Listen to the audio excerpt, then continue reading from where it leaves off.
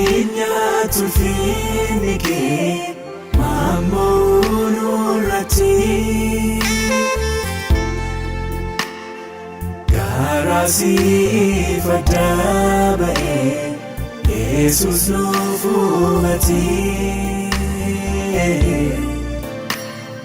Garaa siif adda ba'ee Gooftaan nuuf uumate. Maaliif maqaa deddeebinee iji nurraa dhibee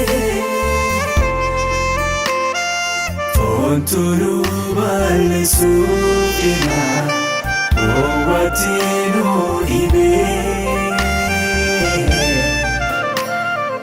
hunda ofiisaaf iddoo kennee siif jiraachuun dhibee.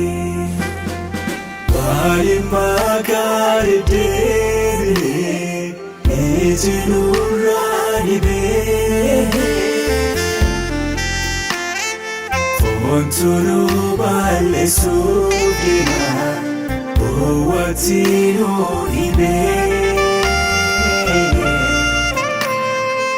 hunda ofiisaaf iddoo kennee siif jiraachuun dhibee. Atis kan argitee arteetta baay'iftee nu eegdee dadhabdee harka kee bal'iftee. Atis kan argitee arteetta baay'iftee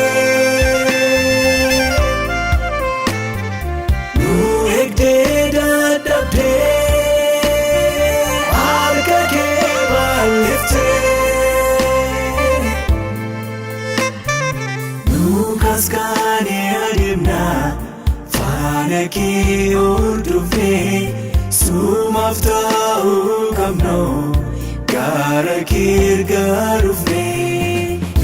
Kaskaanee adeemnaa faana kee hordofnee sumaaf ta'uu qabnu gara kee ergaa dhufnee.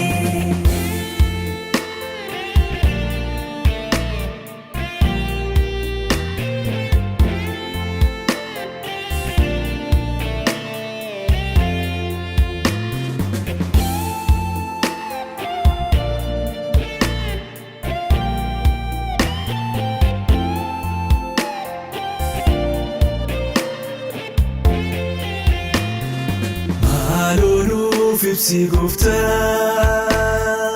eenyu akka taane miidhamaa takka hin galleef deemne akka hin taane nuuf kenni garaa murtoo si duukaa bu'u. Sodaaniif ulfinni kee sun nu hamoo. Maaloo nuuf ibsi Gooftaa eenyu akka taane miidhamaa takka hin kufneef deemne akka hin taane. Nuuf kenni garaa murtoo si duukaa bu'u. Sodaaniif ulfinni kee sun nu hamoo.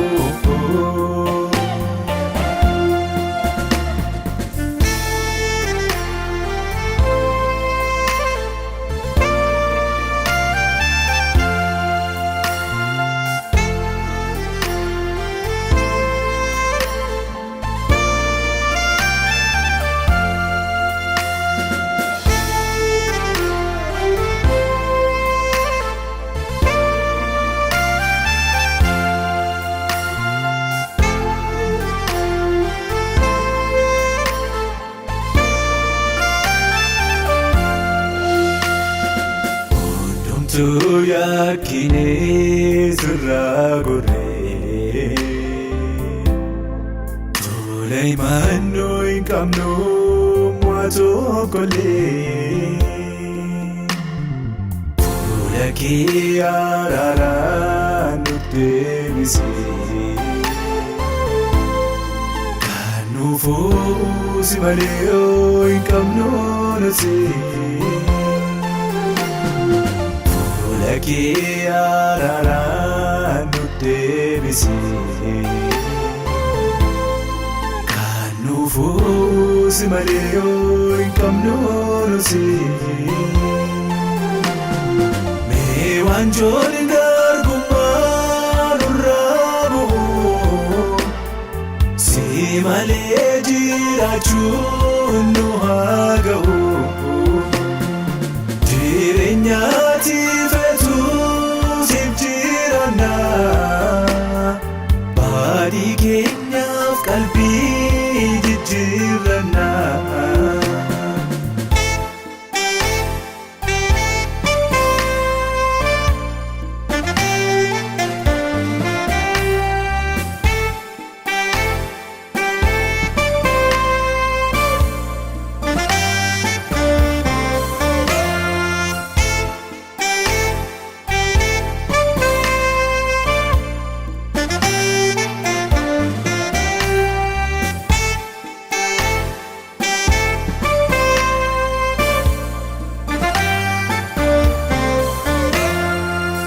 Akkasiin ittiin fufnu feenirraa duutu araaramu kan nu moo'e maalumaa arrajii keenya baanamu darbi tokko raawwatee gooftaa lama qabatu saaqameef jiraatee eeganyu rakkaa.